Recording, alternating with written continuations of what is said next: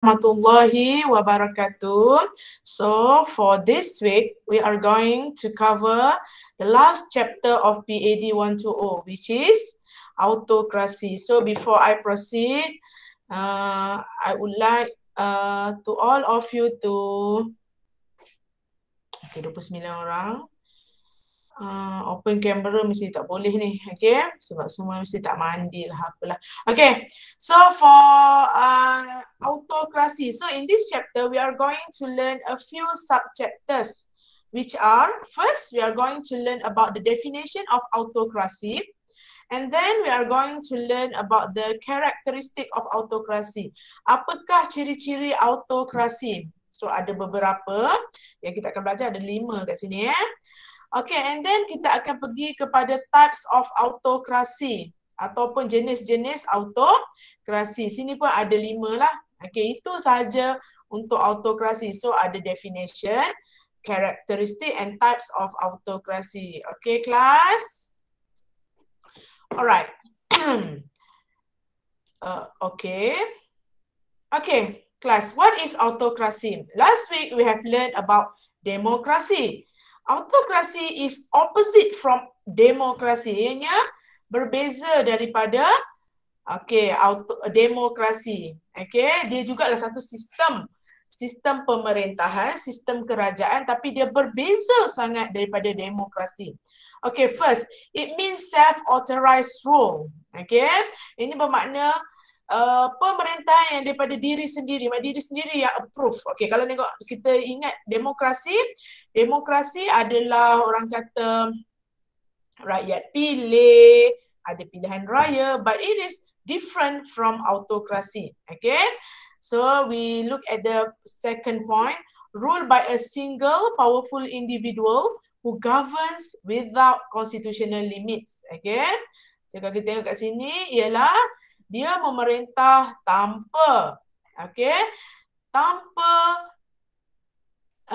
halangan daripada perlembagaan. Maknanya kuasa dia lebih tinggi daripada perlembagaan. Seperti mana yang we have learned from the previous weeks, from the previous chapters, constitution should be paling tinggi dalam sistem sesebuah negara, tetapi dalam negara autokrasi, pemerintah itu melangkaui perlembagaan. Dia seorang very powerful individual.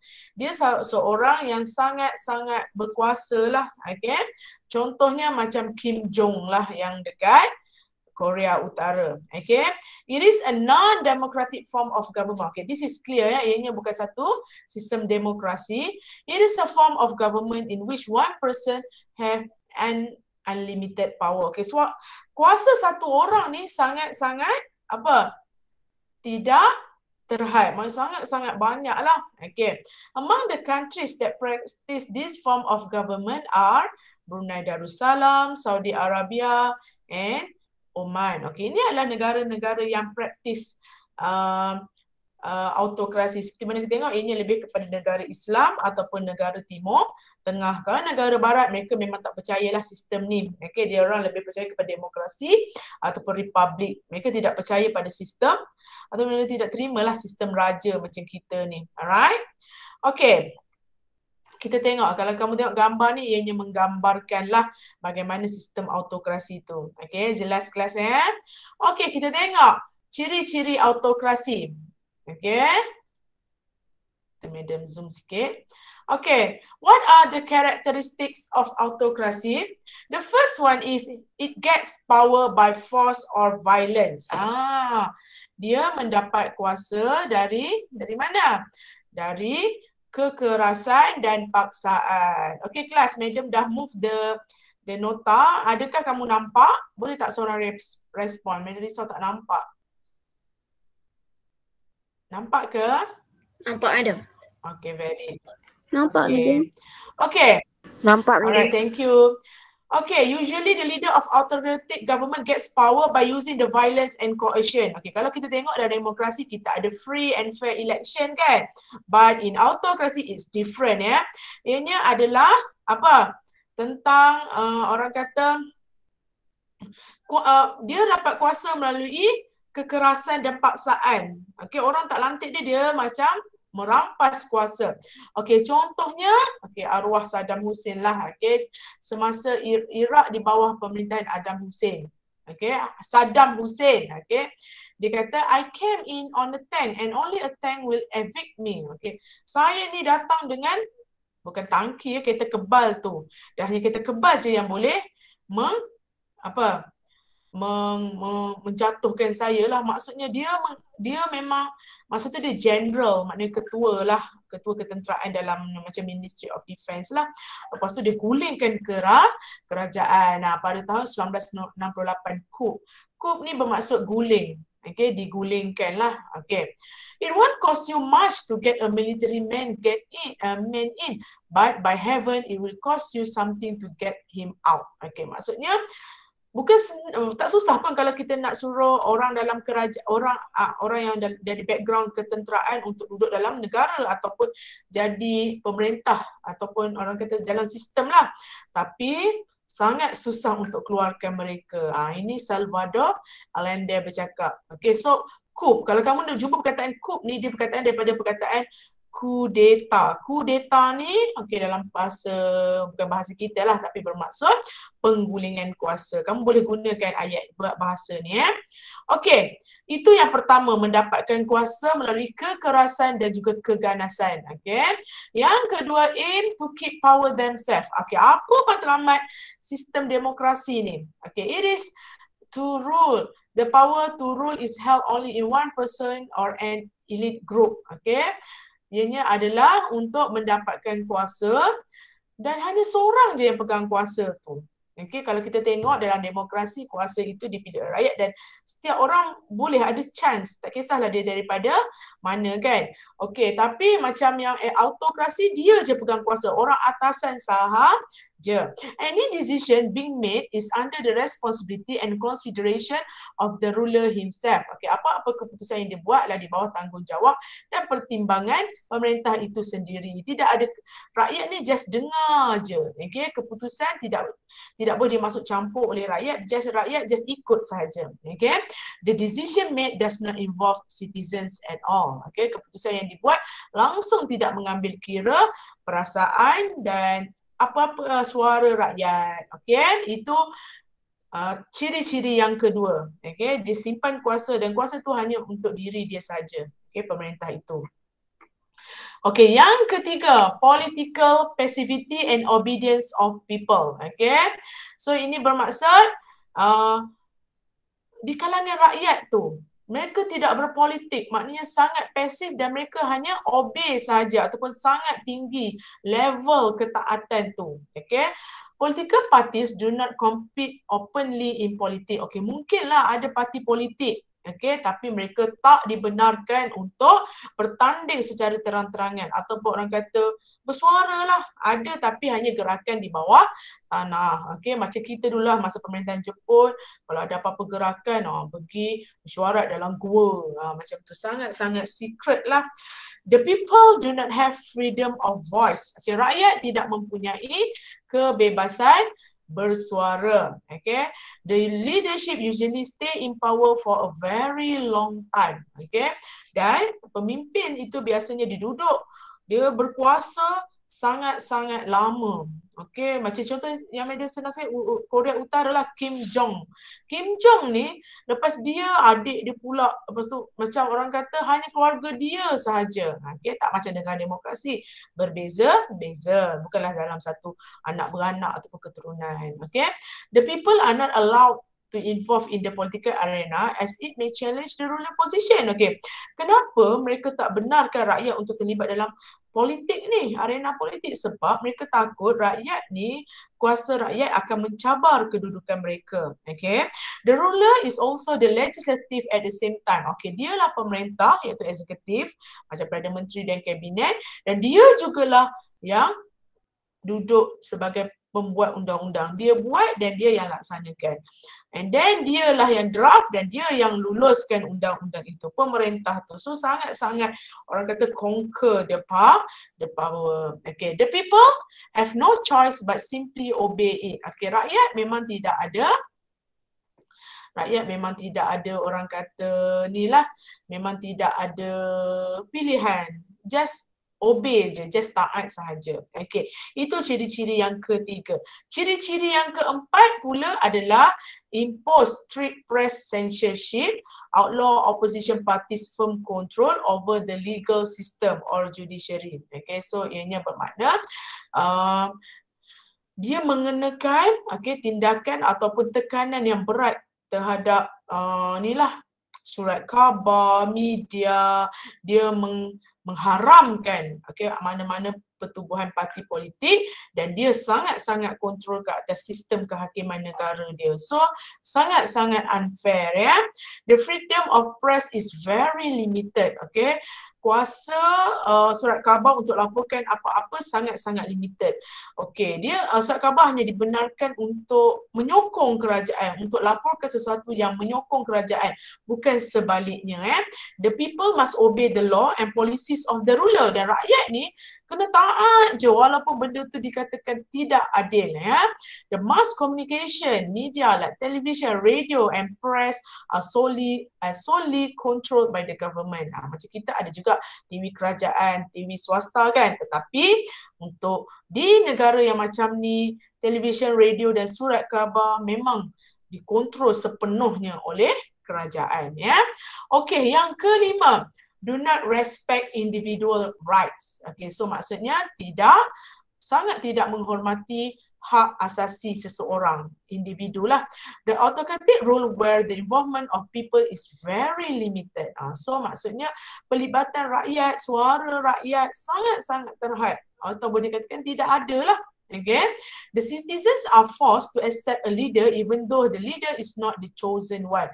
Okay, rakyat dipaksa untuk menerima je pemimpin tu walaupun pemimpin tu bukanlah yang terpilih.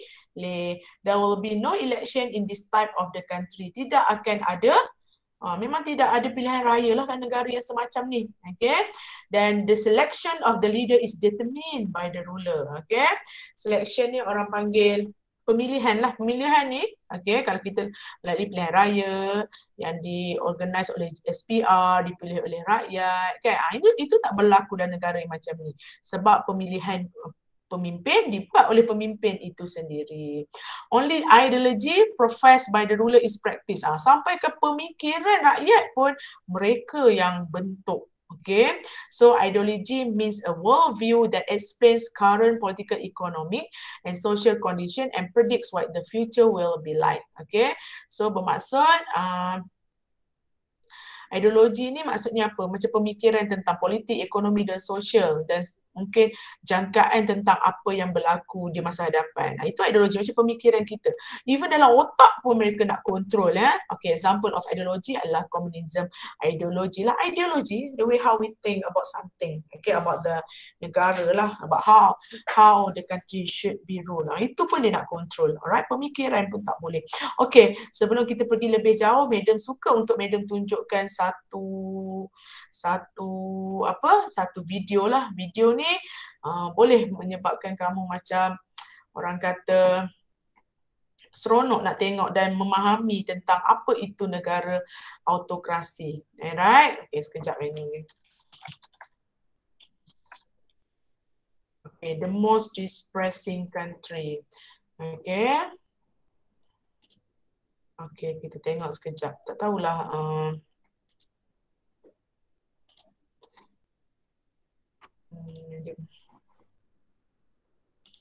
Harap tak tersekat lah. Sebab Madam nak sangat tunjuk video ni kat korang. Alright.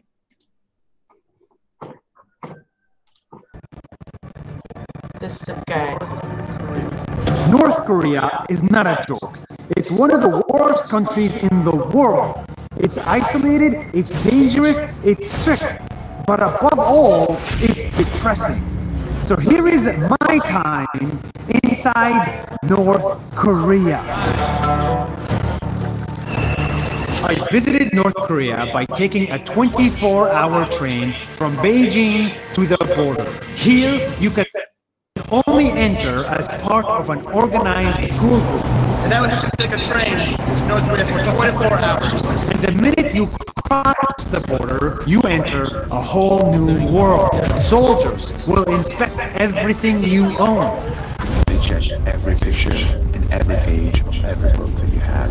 Please do not take photos. The person in military. They make sure you don't carry any Bibles or Qurans or any religious texts because religion is banned. No political books, no nude magazines, no internet transmitters, and no sensitive information. Soldiers even take your phone to check which pictures you have. And it all makes sense because this country is like a prison. Inside of it, you'll see extreme poverty and extreme isolation, with no freedom, no Wi-Fi, no Facebook, no access to the outside world. This place is such a close community that everything they produce is produced internally, which means that there's no trade or very little trade with other nations. And no matter how much they try to hide it, North Korea is poor. On the highway, there are very few cars because people can't afford them. This is the main highway of North Korea. Inside homes, there is no stable power because it keeps going out. Power went off again. Outside homes, poverty is apparent and the people are trapped inside. Say hi. Hi. What do you want to say to the camera? They have a beautiful culture, beautiful traditions, amazing sports events, circuses, and dances. They are proud people, but the problem is they don't matter. What matters in North Korea is the missile, the tank, the soldiers, the fake illusion of power. Military displays are everywhere in the country, and leaders are on every building. This is what the country chose to focus on at every cost.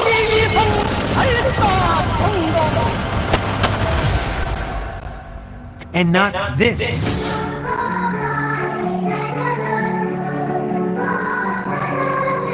My time in North Korea only lasted 5 days, and it was orchestrated to see what the government wants you to see. And on my train out of the country, I got checked one last time by soldiers. We just got checked. And luckily they didn't steal our videos.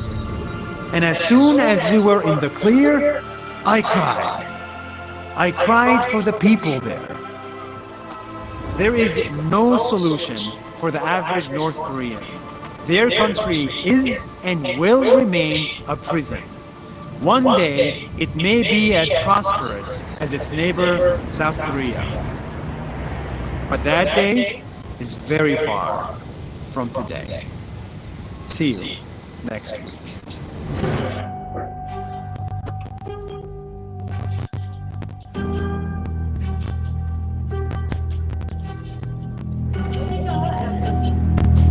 Wow.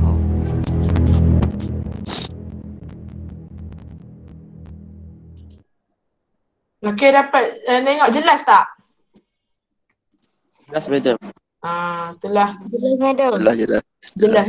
Sangat sedih kan negara North Korea. Ni bukan Korea K-pop tu. Yang sebelah dia kan dah berpisah sebab ideologi yang berbeza. So memang sangat, macam itulah negara autokrasi. Miskin, yang rakyat, yang dia punya pemimpin dia sibuk adalah untuk kuatkan kuasa, militeri. Kamu tahulah pertahanan ni mahal. Dia tak kisahkan sangat pada rakyat dia. Even kalau orang nak masuk pun dia akan check handphone, internet pun dikontrol. Dulu pada satu tahap, radio pun dikontrol. So orang Korea ni, orang South Korea yang jiran dia tu kan, adik-beradik dia tu, macam pasang radio kuat-kuat nak suruh jiran tu sudah dengar. Sebab dia orang memang tak ada radio, memang very depressing country. Itu satu contoh lah yang dalam autokrasi. Alright. Kita pergi kepada ni lah jenis-jenis negara autokrasi. Okay, yang ada dekat seluruh. Nampak tak nota madam ni? Nampak, madam. Nampak, madam. Okay, sikit lagi nak habis ni. Types of autocracy, authoritarianism. Okay, yang pertama sekali authoritarianism. Okay, ingat tak kita belajar what is authority? Authority maknanya kuasa kan? Kuasa yang orang kata formal power di mana rakyat boleh dikontrol dengan kuasa tu. Okay? An authoritarian government is based on principles hostile to democracy. Okay, so maknanya dia sangat berbeza dengan demokrasi, such as rule by a select few, separation of opposition and reliance on physical coercion rather than law. So maksudnya ini negara, salah satu contoh, dia samalah macam autokrasi lain, cumanya dia memang lebih detail lagi lah. Dia dipilih beberapa orang, dipilih dari kalangan beberapa orang saja, menekan pembangkang dan sangat-sangat pakai paksaan fizikal. Okay, maknanya penjara, maknanya apa lagi dia gunakan? Hukuman yang boleh pukul, boleh tembak, okay? And it emphasizes on authority and tradition instead of individual liberty. Okay, dia menekankan tentang kuasa dan tradisi dan langsung ataupun individual liberty ni letak tepi, kebebasan individu ni letak tepi lah. Citizens are subject to state authority in many aspects of their life. Okay, citizen ni sangat-sangat orang kata bergantung kepada kerajaan. Tapi kerajaan memang kontrol setiap aspek dalam kehidupan mereka. Okay, so the term authoritarian itself is used to describe an organization or state which enforce strong and sometimes oppressive measures. Okay, mereka sangat-sangat menggunakan langkah-langkah yang menekan again those in its sphere of influence. Di bawah orang yang di bawah dia, mana rakyat lah. Generally without attempt at gaining their consent, memang tak ada masa dia nak dapatkan keizinan, and often not allowing their feedback on its policies. Dan selalunya memang dia tak dapatkan feedback lah pada polisi dia, dasar-dasar yang dia buat. Rakyat suka, rakyat tak suka, dia tak sorry nak dengar. Okay. It arises from the governing bodies' presumption that they know what is right or wrong for the country and from intolerance of dissent. So maksudnya bagi mereka buat apa nak tanya pada rakyat, sebab mereka tahu apa yang betul dan apa yang terbaik untuk negara. Dan mereka macam sangat takkan pandang ataupun sangat tidak, kalau ada suara-suara yang bercakap, dia tak akan pedulikan, sangat tak suka. Okay? The government then enforce what it thinks is right, often with use of considerable force exerted in blatant violation of human rights. Memang dia sebab sampai tahap dia nak nak enforce juga dia punya kuasa tu sampai dia melanggarlah hak-hak sebagai manusia. The dissenting voice are ignored and considered as a threat to the interests of the country. So mereka rasa pembangkang ataupun suara-suara yang tidak bersetuju atau membangkang ni adalah sebagai satu ancaman kepada negara. Okay? The leadership is ruled by an elite group that use repressive means to stay in power. Mereka menggunakan kekerasan lah untuk kekal dalam kuasa. Okay. Contoh yang paling mudah adalah semasa Fidel Castro. Ni memang sangat famous, betul tak? So according to Human Rights Watch, mereka kata dia memang gunakan repressive machinery that continue to deprive Cubans of their basic right. Orang Cuba lah. Masa tu, the Cuban government has been accused of numerous human rights abuses including torture, arbitrary imprisonment. Torture, kamu boleh carilah pasal Cuba semasa Fidel Castro ni, dan main suka-suka je mempenjarakan, dan pembicaraan yang tidak adil, dan juga extrajudicial executions. Ni maksudnya apa? Lebih-lebih pada hakim hukum sikit, dia hukum lagi teruk. Okay? Human Rights Watch reports that the government repressed nearly all forms of political dissent. Mereka memang menekan semua pembangkang, suara yang there are many restrictions on leaving the country, dan tidak boleh nak tinggal, dan susahlah nak tinggalkan negara yang macam ni. Ni zaman dulu lah, sekarang ni tak ada dah. Zaman Fidel Castro ni, orangnya nampak macam baik je tapi sangatlah. Alright, itu yang pertama, authoritarian. Okay? Yang kedua, yang ni kita agak familiar lah sebab sistem beraja. Okey, absolute monarchy. Absolute monarchy beza dengan kita. Kita pun monarki tapi kita limited monarchy, iaitu kita ada raja, sultan, yes, kita ada YDPA, agung, tetapi kita juga ada Perdana Menteri. Dan Perdana Menteri yang menjalankan pemerintahan. Tapi absolute monarchy macam Brunei Darussalam, macam Saudi Arabia, seperti Kuwait dan Bhutan, dianya adalah raja berkuasa mutlak. Ingat, absolute monarchy bermaksud raja berkuasa mutlak. Okay? A monarchy system is a form of government that has a monarch as head of state. Okay? Ketua negara dan ketua kerajaan mereka adalah dari golongan raja. Maksud kalau golongan raja ni bukan suka-suka kan. Raja kan dia darah raja. Betul tak? Keturunan. Okay? The source of all political authority only lies in the supreme ruler. Okay? Sumber-sumber kuasa hanyalah terletak pada ketua ni. Okay? Sultan ni. Absolute monarchy means the order and say of the ruler must be obeyed without question. Itu maksud absolute monarchy. Maknanya dia yang memerintah negara, tambah sikit, he rule the country. And then apa-apa yang dicakap mestilah dibuat tanpa dipersoalkan. Okey, antara negara-negara yang mengamalkan monarki yang mutlak macam ni seperti Brunei, Bhutan, Saudi Arabia and Kuwait. Kalau kamu tengok semua negara-negara yang ada minyak. Perasan tak? Dan negara-negara Islam dan juga negara-negara Timur Brunei Darussalam, jiran kita pun tak terkecuali. Tetapi tidaklah orang kata tak bagus, betul tak? Kalau dia duduk, kalau sultan kat atas tu sultan yang adil, betul tak? Berpegang kepada ajaran agama yang Islam yang sebetulnya. Kita tengok negara macam Brunei makmur saja, kan? Arab Saudi pun sama, maybe kerana mereka ada kekayaan minyak, itulah. Alright. Okay. Tengok kat sini Brunei. Brunei is one of the country who practice absolute monarchy.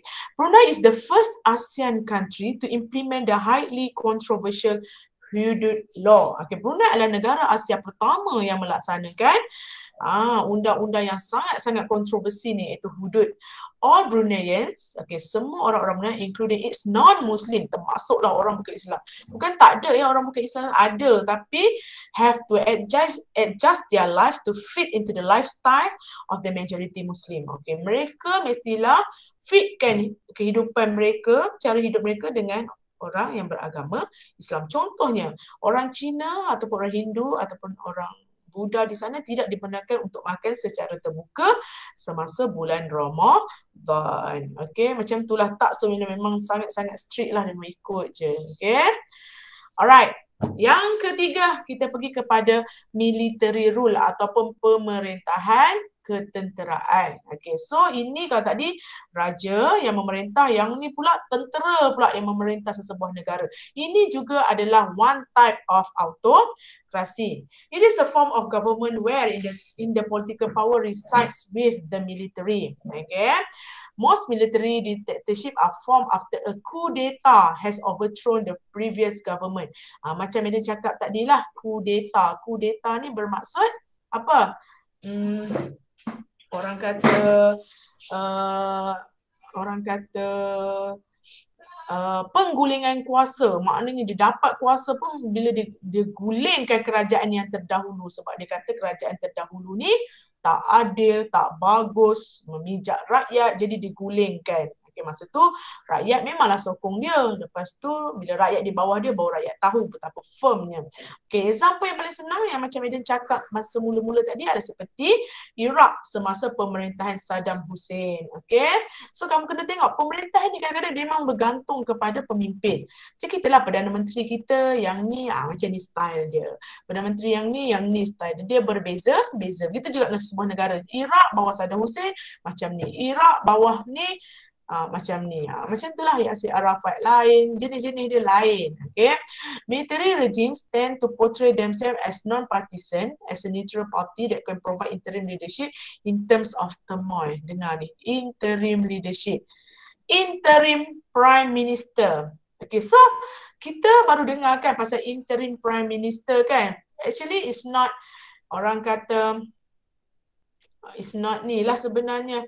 It's not new Okay, so it's not new actually interim leadership ni. Okay, so maksudnya interim ni maknanya okay, daripada A, pemerintahan A nak tukar kepada pemerintahan B kan, negara kita pilihan raya lah, ataupun baru-baru ni krisis Perdana Menteri yang berlaku baru-baru ini. So maknanya antara tengah-tengah tu, kamu pun pernah kot semester interim ke tak pernah kot. Okay, so bila dah macam ni, dia pun orang kata konon-konon dia lah ketua masa tu, and then so mereka mengatakan yang dia orang dapat gulingkan kuasa sebab dia katalah yang lepas tak bagus. Dia rasa sini sedikit banyak dia portray macam negara kita baru-baru ni. Okey, apabila pilihan raya bukanlah cara untuk menggulingkan, tetapi bukan menggulingkan, menjatuhkan, tetapi kita guna move lah. Okay, in the past, military ruling has justified their rule as a way of bringing political stability for the nation, of rescuing it from the threat of dangerous ideologies. Okay. Okay, so maksudnya, okay, askar, membayangkan askar kalau dah memerintah negara. Macam South Korea pun askar, betul tak? Bayangkan askar yang memerintah negara ni, macam mana askar? Itu orang kata kalau ayah kita ni askar, orang kata dia sangat-sangat ni lah, okay, sangat-sangat strict, betul tak? Okey, contoh negara yang amalkan adalah seperti Latin America, Afrika, Middle East, negara-negara yang belakang tu. Okey, negara yang tak berapa maju, Libya, negara-negara yang macam tu Ghana sentiasa. Okey, tapi semenjak tahun 1990, military dictatorship ni dah kurang dah ada kat dalam dunia ni. Okey, sebab ini kurang mendapat orang tak perakui, dan mereka ni sendiri tak berjaya memerintah negara. Macam negara jadi macam kucak-kacir, tak membangun. Okay, so orang tak berterima sangat lah. Kalau kita nak compare dengan Sultan tadi, okay. Alright. Okay, contohnya macam Myanmar. Myanmar ni pun negara Asia lah, dia mengamalkan military rule. ASEAN, sangat dekat dengan kita, jiran kita sebenarnya. Representative Revolution Anti the Military Coup of 1962. Okay, 62 tu led by General Yu Ni-wit. His party established a ruling council whose member were almost entirely drawn from the armed forces. Okay, dia buat, okay, konon-konon demokrasi, tetapi most yang dalam kerajaan tu adalah daripada askar-askar dan berkuasa sehingga 26 tahun. Okey, lama tau. Kalau kamu baca Myanmar punya sejarah, memang dia ada sampai sekarang Aung San Suu Kyi, ayah Aung San Suu Kyi itu terbunuh untuk mencapai sistem demokrasi dalam negara. Okey, yang keempat. Okey, jenis yang keempat adalah oligarki. Okay, so soalan ni pernah keluar, iaitu explain two features of an oligarchy. Okay, kalau kamu tengok gambar sini, ini oligarki. Oligarki ni dia terletak kat atas, nampak? Yang bawah mati, selak, kurus, kering jadi hamba. Yang kedua okey sikit, ada penyapu. Yang atas ni okey sikit. Yang ni macam profesional. Yang ni ahli politik, tapi yang paling seronok berehat yang duduk atas ni. Okay, nampak? Ini kalau kita nak gambarkan oligarki itu apa, dan biasanya ianya berlaku di negara third world, okay? Negara-negara yang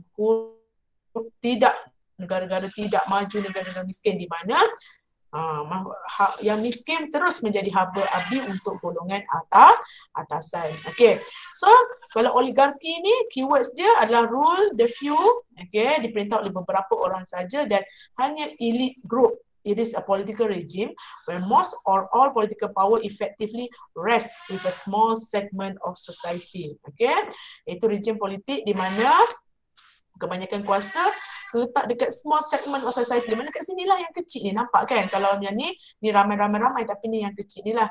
It often controlled by a few powerful families whose children are raised and mentored to become inheritors of the power of the oligarchy. Ini dikontrol oleh beberapa family yang berkuasa, di mana dia punya anak-anak ni dibesarkan dan dilatih untuk menjadi pewaris kepada kuasa oligarki ni. Daripada kecil lagi dah train dah anak-anak dia untuk pegang kuasa. Okey, itu oligarki. Dan last sekali, iaitu totalitarian. It means that the government has total control over all aspects of society, including the economy, religion, and even the family life in order to achieve great transformation in social and human life. Okey, maknanya kerajaan mempunyai apa?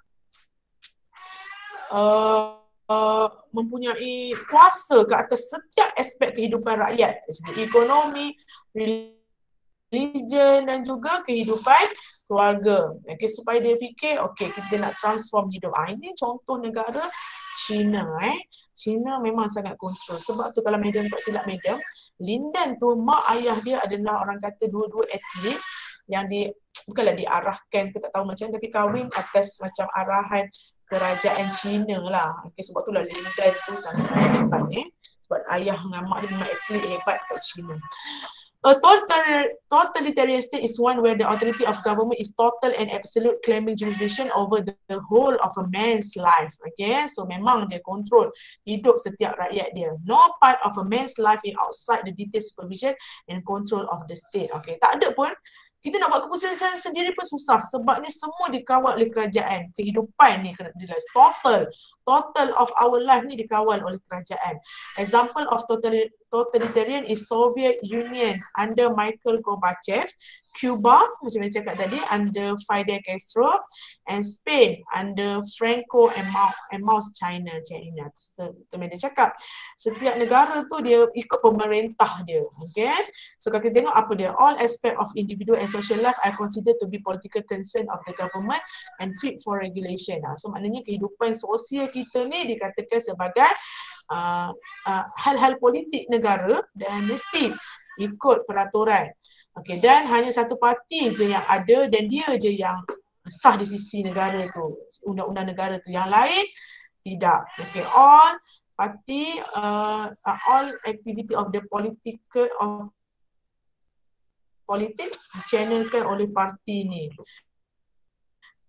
Dan sangat-sangat highly centralized dan hanya parti ni je yang boleh ada opposition pun dalaman saja. Competition pun sesama mereka je dan dia je yang boleh rekrut ahli.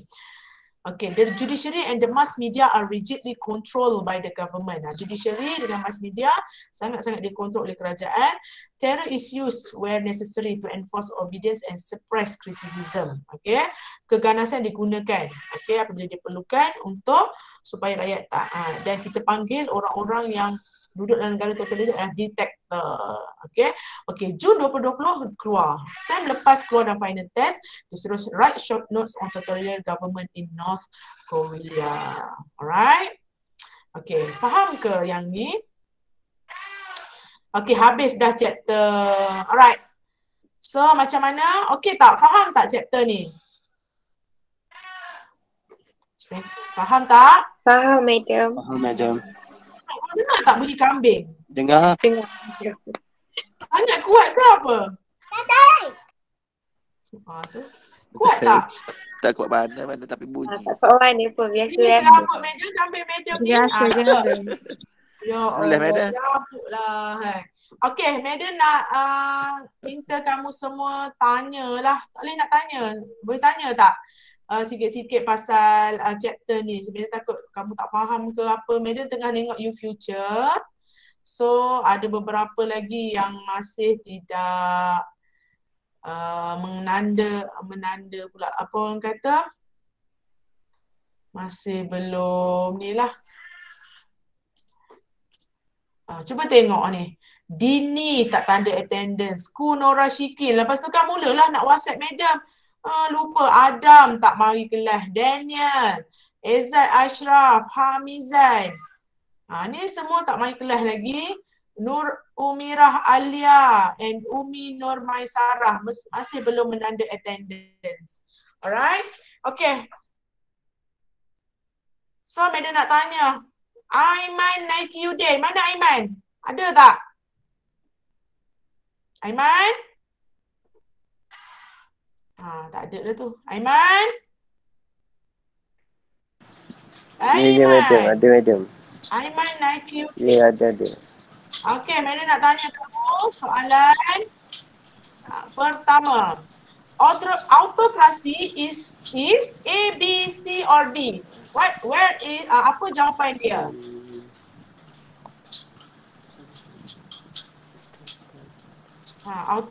Autocracy is tak dengar lah tu. Pergi mana-mana tadi.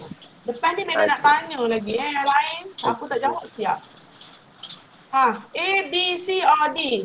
Yang ada paparkan ni. Apa jawapan dia? Autocracy is practiced by Brunei Darussalam. Use election to determine the leaders. Many people rule and have three branches which are legislative, executive and judiciary. Which one is the answer to describe the autocracy? Aiman? Ya. Nampak tak yang Madam paparkan ni? Nampak. So mana, ni balik kalau kamu ikut follow kelas, mesti kamu tahu jawapan dia. Tapi ni macam tak follow je, A, B, C, D. Mana jawapan dia? Pergi mana-mana. Kamu kat mana tu? Cuba on camera. Kat kedai Tak. Dah apa jawapan dia? D, madam. D, madam. B? D. Ya Allah, autocracy. Practice by Brunei Darussalam. That is the answer. Apa pula D? Ini demokrasi punya negara. Memanglah budak-budak ni. Ramailah fail PAD 120 SEM ni mereka rasa. Okay. Number 2. Autocratic country permit. Okay, kita tengok siapa yang kena. Dia nak tanya. Dini, mana Dini? Ada Dini? Dini? Ada madam, ada. Soalan nombor 2. Autocratic country permit a lot of political parties to compete. And to A. B. Freedom of association. C. Limited political parties to participate. And D. Encourage different of opinion. Which one is the answer? C. C kan? C, yes. Limited. The answer is correct. Limited political parties to participate. Yes, C. Limited. Okay, number 3. Election in any autocratic country. Election in any autocratic country. Setiap bila? Okay. Ku Nora Shikin. Answer my question. Ku Nora Shikin. Answer my question. About when ataupun sekekerapan election di negara autokrasi dijalankan. Ku Nora Shikin? C, madam. C, no election at all. Very good. Okay, number 4. Freedom of press is limited and controlled by the autocratic government. Yes or no? Ya, siapa nak jawab? Yes. Siapa tu jawab? Balkis. Siapa tu? Balkis. Balkis, very good Balkis. The answer is yes. Okay. Number 5. In any autocratic state, the ideology is Mirzan. What is the answer? C. C. People can only subscribe to one ideology as prescribed by the leader. Yes, hanya ideologi yang dibenarkan ataupun ideologi leader je yang dibenarkan untuk rakyat letakkan kepala. Okay. Number 6. An authoritarian government is based on principle of Adam. Adam Agus, mana? Apa jawapannya?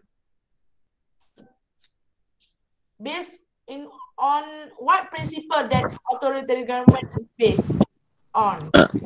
Kejap ada.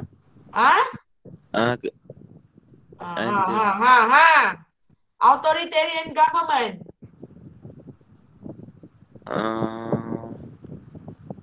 Hostile to democracy, similar to democracy, people power or military power. Siapa tak dapat jawab, madam buat test. Tak pernah ada test. Tiba-tiba ada test untuk budak-budak yang berperangai, tidur lah, apalah. Cepat. Similar to democracy, madam? Benda similar. Dah dari tadi Madam cakap sejam Military authoritarian power. hostile, tak boleh, tak sama dengan demokrasi. Jawab juga similar to demokrasi. Adam Agus ni calon nak gagal lah ni PAD 120 ni. Kamu nak gagal? Tak nak madam, sorry. Similar tu apa maksud dia? Sama. Sama. So takkanlah Sama. authoritarian ni sama. Okay, siapa boleh jawab? Number 6. A, madam. Hostile to democracy. Yes. Number 7. Authoritarianism emphasize on authority and tradition instead of dia hanya menekankan kepada authority dan tradisi. Dan tidak menekankan, itu maksudnya kepada apa dia? A, B, C, D. Siapa boleh jawab? A, madam. A, madam. Individual liberty. Yes, very good. So number 8, in absolute monarchy, the power of the leader in absolute monarchy. D, madam. D, madam. Hamizan mana? Hamizan Zamri. Hamizan Zamri. Nama top lah ni. Dia budak part 2 ni, budak lelaki dia memang top. Memang sentiasa menjadi buah mulut, sentiasa di-refer oleh pipi, budak ni gimana, budak ni gimana. Hamizan Zamri. What is your answer for question 8? Hamizan. Mana Hamizan? Gegar madam. Hamizan mana Hamizan? Ezad Ashraf. Mana Ezad Ashraf? Ni geng-geng lah ni. Ezad Ashraf, answer my question for question 8. Tak datang. Ketik tak datang. Daniel Azdi Maznan. Mana Daniel Azdi Maznan? Answer my question for question 8. Tak datang juga. Nak menyumpah rasa minggu ke-11 ni. D, madam. Siapa tu jawab? Salman. Salman. Salman je dari tadi. Bagus Salman. Jangan ikut perangai macam tu. Dia akan call mak ayah korang. Cakap perangai macam ni. Tontah kerja. Okay. Unlimited power. Okay, number 9. Military rule is a form of government whereby the power is reside within the... Cepat. D, madam. Military. Military. Siapa? Aimi Syakirah. Okay, military. And then number 10, military rule form of government does not permit such different of opinions, colors, cars, or house. Which one is the answer? Opinion. Okay. So habis dah chapter ni. Okay, tapi untuk code kan, we need an opposition to remind us if we are making mistakes. When you are not opposed, you think everything you do is right. That is what Mahathir Mohamad cakap lah. So dalam negara autokrasi yang tidak membenarkan pembangkang, so macam mana nak tahu dia betul ataupun salah? Okay, untuk yang tidak menanda attendance, yang tak muncul masa madam cakap, you have to dengar madam cakap, beritahu kat kawan-kawan yang tak datang, yang madam tanya, tak ada. Okay. Buat esei 1000 patah perkataan tentang autokrasi. Okay. So kalau madam panggil ni tak menyahut, itulah orangnya. Okay, sekejap Ada orang tapi tak ada dalam ni. Okay, siap. Adam ada? Ya, madam. Okay, Ahmad Daniel Hakim. Ada, madam. Aiman Nakiuddin. Ada, madam. Aimi Syakira.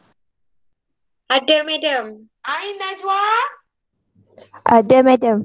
Ainina Syaira. Ada, madam. Alia Suhaidi. Saya, madam. Anis Eliana. Anis Eliana. Anis Ada, Eliana. madam. Ada, madam. Atirah Rusla. Ada, madam. Ada, madam. Ayuni Afendi. Ada, madam. Azrini Fakira. Ada, madam. Dini Cik Mahmud. Ada, madam. Farhana Zulkifli. Ada, madam. Farisa Amri.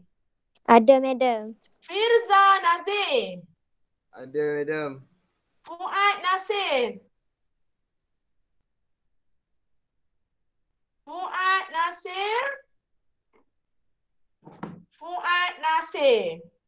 Nah, jumpa dah seorang Nulis esei. Tulis 1000 patah perkataan tentang autokrasi. Tak payahlah deny. Hamizan baru nak masuk. Tentang autokrasi. Yang pertama, Fuad Nasir. Hantar before 5. Yang kedua, Ikin Ais. Siapa Ikin Ais ni? Saya, madam. Kurang Shiking. Allah nama. Melissa Zirina. Ada, madam. Salman. Salman. Ada. Nadia Tun. Ada, madam. Nur Aisyah. Ada, madam. Nadia Tun. Sekali lagi Nadia Tun. Ada, madam. Nur Aisyah ada. Nursal Sabila. Nursal Sabila. Nursal Sabila. Nursal Sabila. Ada, madam. 1000 Ada, esei. madam. Asyik baik Syaira Atika. Syaira Atika. Syaira Atika. Syaira Atika 1000 esei. 1000 patah Syaira Atika. Nurul Ain. Ada, madam. Nurul Izzati. Ada, madam. Mirzan. Nama satu kat Korea lah, Mirzan. Ada, madam. Kis Balkis. Ada, madam. Ada. Dan Tuan Nur Ain. Ada, madam. Okey, madam check pula dekat attendance. Kejap. Attendance ni ada beberapa orang yang tak tik dan madam percaya yang tak tik tu juga adalah orang yang tidak masuk kelas lah. Okey. Yang masuk online tapi diam tak bersuara 2 orang. Okey, Fuad Nasir dengan Syaira Atika. Dini tak ada Dini, Ada. kenapa tak tik attendance? Sebab utik tadi. Ku Nora Shikin ada tak? Ada, dah tik dah. Adam Arifin tak tik juga. Ada, madam. Baru tik. Daniel Azdi Maznan. Daniel Azdi Maznan. Daniel Azdi. Okey, Daniel. Ni nama-nama hot lah, ada Pak Wan lagi perangai Izzat Ashraf tak ada kan? Oh, main-main lah. Ingat. Geram lah. Izzat Ashraf tak ada. Hamizan dah tak payah nak masuk kelas lah. Dah sejam. Hamizan. Okey. Umirah Alia. Umirah Alia. Umirah Alia. Dan Umi Nur Maisarah. Ada tak? Okey. So, madam dapat 7 nama untuk esei pasal autokrasi. Submit before 5. Tulis tangan, snap dan hantar dalam grup. Okey. Jangan main-main madam. Kalau madam buat menggila madam, tak tertahan korang. Okey, kelas tamat. Assalamualaikum warahmatullahi wabarakatuh.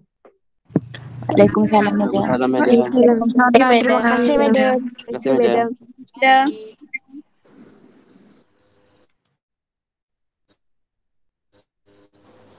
Perih.